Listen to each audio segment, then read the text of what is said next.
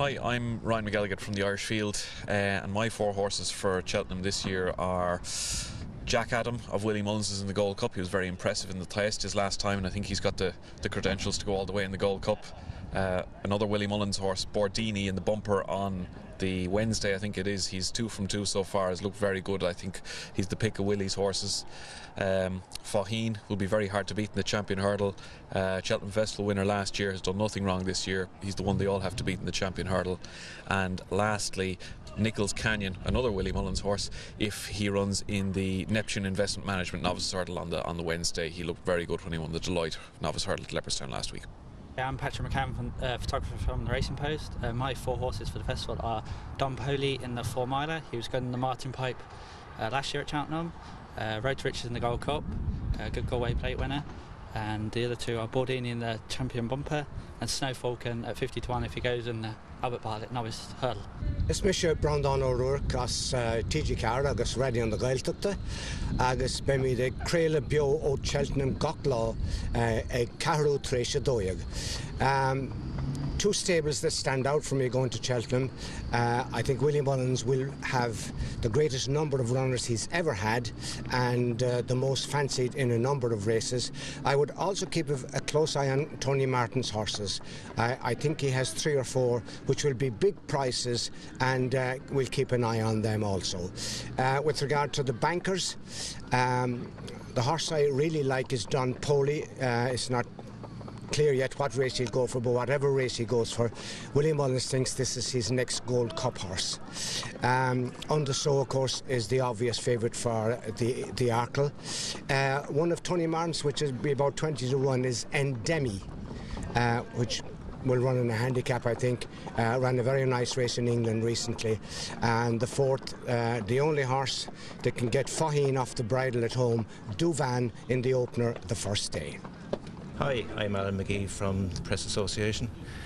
I always like horses with good previous form at the festival, and a few I like are Don Poli of Willie Mullins's in the RSA Chase, won there last year and has done well over fences this year. Vautour won well in the Supreme Novice last year, probably go back for the JLT Chase.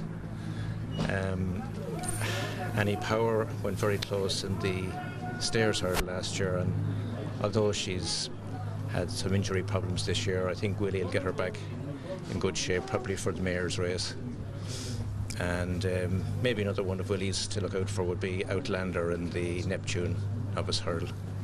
Hi, Gary O'Brien from At The Races. My first pick for Cheltenham this year would be Windsor Park. Not sure which race yet, probably the Neptune Novice Hurdle or the Albert Bartlett. I thought he ran very well when second to Nichols Canyon at Leopardstown the other day, and I think if we can just sharpen up his jumping a little bit and maybe sit a little bit closer to the pace of Cheltenham, he could have a big say in whichever race he goes for.